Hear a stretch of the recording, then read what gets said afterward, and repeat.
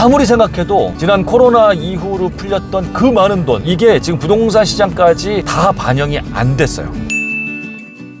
여러분 안녕하세요. 청울님의 출근길 부동산입니다. 지금 이 방송을 촬영하는 게 10월 말입니다. 그런데 10월 들어서 10월 말로 이렇게 접어들수록 우리 국내 부동산 시장, 주택 시장의 분위기가 점점 안 좋아지고 있죠. 지금 수도권 일각에서는 갑작스럽게 거래가 완전히 올스톱된 그런 단지들도 나타나고 있는 상황이에요. 굉장히 빠르게 시장이 또 전환되고 있는데, KB부동산이라든지 한국부동산원 이런 곳의 데이터 자체는 아직까지 이런 변화가 잡히지 않고 있어요. 원래 데이터는 시장보다 한 2주, 3주 정도 후에 나거든요. 그런데 실제 시장에서는 지금 굉장히 급격하게 조정기, 침체로 지금 바뀌어가고 있는 형국입니다. 저도 굉장히 당황스러운데요. 지난 여름까지만 해도 분위기가 아주 좋았잖아요. 시장이 굉장히 가파르게 회복을 해서 일부 단지들에서는 전고점의 90% 이상까지도 회복을 한 곳들이 많이 나타났고요. 서울 수도권의 일부 유명 단지들에서는 신고가를 계속 경신하는 그런 단지들도 나타나서 분위기가 아주 좋았단 말이죠. 지난 여름만 해도 전문가들이 향후 시장 예측을 할 때 올해 가을 9월 10월 성수기가 되면 굉장히 큰 폭의 상승이 나타날 것이다, 이렇게 예측들을 많이 했어요. 저도 그렇게 했었고. 그런데 웬걸 그야말로 예측은 예측일 뿐 시장은 우리의 예측과는 정반대로 지금 급격하게 침체 분위기로 접어들고 있어요. 이제 와서 하는 이야기이긴 합니다만, 어쩌면 이렇게 침체기로 접어드는 것도 너무나 당연한 현상인 것 같습니다. 왜냐하면 이렇게 침체기로 접어드는 그 이유를 살펴보면 되는데요. 지금 우리 시장의 힘은 너무나 약해요. 너무 약해서 시장 자체의 힘으로는 상승을 계속 이어갈 수가 없습니다. 그런데 올 한 해 동안 이렇게 빠르게 상승, 회복, 분위기가 된 것은 뭐 때문이냐? 그건 그야말로 전적으로 정부의 시장 살리기 이 부양책 때문이었어요. 그쵸? 억지로 시장을 살려낸 거다라는 말이에요. 작년까지 하락이 너무 심하게 나타나니까 올해 들어서 정부가 작정을 한 듯이 살리기 정책을 폈죠. 전국 대다수의 조정지역을 해제했고, 그리고 특례보금자리론을 비롯해서 시장에 긴급하게 유동성을 막 불어넣었어요. 긴급 수혈을 한 거죠. 그러다 보니 그것에 힘입어서 무주택자들, 1주택자들 중심으로 이 실수자들이 움직여서 집을 산 거예요. 그것 때문에 상승을 한 거기 때문에 약간은 억지성 상승이 있었죠. 그렇죠? 약간은 인위적인 상승. 그랬는데 이렇게 시장을 견인해온 유일한 힘인 유동성, 대출이죠. 이 대출을 정부에서 갑자기 막아버린 거죠. 너무 갑자기 집값이 오르고 뭐 정책이 왜 이러냐라는 비판도 있고, 또 가계부채가 너무 또 많다, 심각하다라는 말도 있고 하다 보니까 이 부담을 느낀 정부에서 지난 9월 말을 기점으로 특례보금자리론을 막아버렸고요. 그리고 시장 상승에 큰 역할을 했던 50년 만기 대출까지 막아버렸어요. 이 두 개 막아버리면 끝이에요. 이제 시장에는 더 이상 들어올 수 있는 유동성이 없다라고 해도 과언이 아니에요.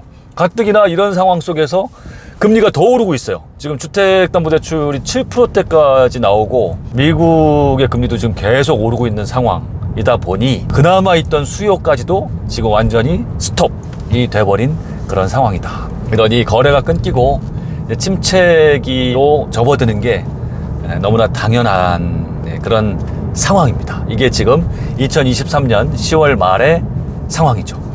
자, 그렇다면 중요한 건 이렇게 또 다시 급격하게 침체기로 접어드는 현상이 언제까지 계속될 것인가, 다음 상승기는 언제 올 것인가를 예측해보는 게 중요한데요.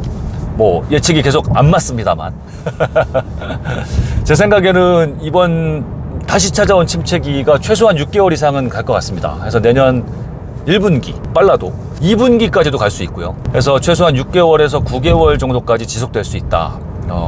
왜냐하면 이 침체 원인을 생각하면 그렇죠. 이 막아놓은 유동성이 다시 들어오지 않는 한 시장은 움직이기 어렵다라는 거예요, 지금. 그런데 지금 분위기상 정부가 다시 시장의 유동성을 언제 공급할 것인가를 우리가 따져봐야 되는 거죠. 내년 한 여름까지는 어렵지 않겠느냐고 보는 거예요. 여러 정황상 정책의 일관성도 있어야 되고, 그죠? 그리고 특히나 내년 4월에 뭐가 있어요? 총선이 있죠. 총선 전까지는 집값이 급격하게 오르는 거를 정부가 좋아하지 않을 겁니다. 그렇기도 하고 금리는 계속 당분간은 높을 것이고, 그런데 내년 여름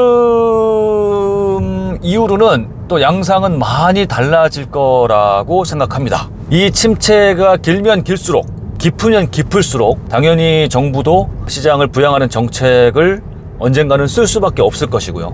그리고 이제 내년 여름 이후로 나타나는 상승기가 온다면 그 상승의 양상은 또 올해 나타났던 이런 약간 억지성 상승의 양상과는 완전히 달라질 거예요. 왜냐하면 정부의 정책 플러스 이제 시장의 힘이 가세를 하게 될 겁니다. 이 얘기는 무슨 이야기냐면, 이미 올해부터 전세 가격이 오르기 시작했고요. 전국 대다수의 지역이. 그리고 내년에는 전세 가격 상승이 본격적으로 펼쳐질 겁니다. 이것도 이미 거의 예견된 상황이에요. 왜냐하면 지금 고금리 상황에서 월세로 갔던 수요가 다시 전세로 거의 대부분 다 돌아오고 있어요. 그래서 지금 올해 전세 가격이 올라가고 있는 건데, 이 전세로 돌아오는 수요는 계속 높아질 수밖에 없고요. 내년 내내. 그리고 지금 입주 물량이 내년부터 근 한 2, 3년 동안 계속 급감입니다. 그 대표적인 곳은 바로 서울이에요. 서울과 경기도 일부 지역을 중심으로 아주 급격하게 입주 물량 공백 현상이 나타날 수밖에 없어요. 신규 아파트 부족이 당분간 지속될 겁니다. 이러다 보면 당연히 전세 가격은 급격하게 올라갈 수밖에 없어요. 그리고 내년 상반기에 매매 가격 침체가 계속 이어지면 사람들이 집을 원래 살려고 했던 수요도 전세로 눌러 앉게 돼 있어요. 그렇죠? 그러면 전세 수요가 내년에는 말도 못하게 많아질 수밖에 없다. 이러다 보면 전세 가격이 올라갈 수밖에 없죠. 자, 전세 가격이 올라가면 눌려있는 매매 가격과의 갭 차이가 줄어들 수밖에 없죠. 그러니까 한마디로 전세가율이 올라가는 겁니다. 우리가 일반적으로 얘기할 때 수도권 전세가율이 60%가 넘어가면 이제 시장은 상승을 할 수밖에 없고, 65%를 넘어가면 대세 상승, 70%가 넘어가면 이제 급격한 상승, 이렇게 우리가 보고 있거든요. 저는 내년 하반기면은 전세가율 60%를 훌쩍 넘어갈 거라고 판단을 하고 있습니다. 만약에 이런 상황에서 내년 하반기 여름 이후에 지금 이렇게까지 천장에 닿은 금리가 또 다시 추세가 하락으로 턴을 한다면 거의 이 모든 요인들이 시너지 효과를 발휘하면서 굉장히 큰 폭의 상승장을 만들어내지 않겠느냐, 저는 이런 예상을 하고 있는 것이죠. 뭐 예상일 뿐입니다. 자, 그렇다면 이런 상황 속에서 과연 지금 내 집 마련을 하려는 분들, 또 갈아타기를 하려는 사람들, 또 투자 수요, 이런 분들은 언제를 기회로 삼아야 되느냐? 다시 상승장으로 턴할 때까지 기다리면 안 되겠죠. 당연히. 이거는 이제 일반 대중들이 움직이는 패턴인 거고요. 조금 공부를 했다, 할 줄 안다 하는 분들은 당연히 이 침체기 장 속에서 기회를 잡아야 됩니다. 그래서 저는 지금부터 오히려 더 공부를 해야 된다고 생각합니다. 지금 분위기 안 좋아지니까 오히려 요즘 보니까 강의 수요도 더 없어지고, 많은 분들이 시장에서 좀 이렇게 관심이 멀어지고 하는 모습이 보이는데, 그래서는 안 되는 거예요. 거꾸로 해야 됩니다. 저는 오히려 이렇게 침체가 될수록 더 관심이 많아져요. 패턴이 이렇게 바뀌었어요. 이때 기회가 온다는 거를 본능적으로 알기 때문에.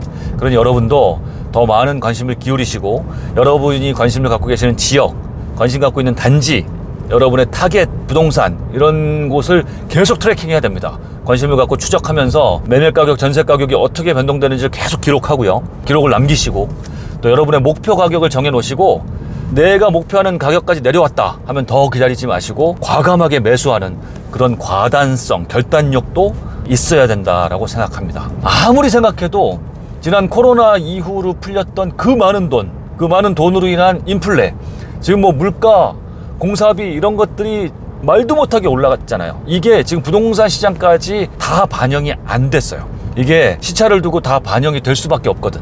우리는 지금 그 과정상에 있다라고 보면은 정확할 것 같습니다. 그러니 부동산 시장에 관심 있는 분들은 이번에 찾아오는 침체장을 내가 잡을 수 있는 굉장히 좋은 기회의 장이다, 기회다 라고 생각하시면서 이 시장을 예의주시하시기 바랍니다.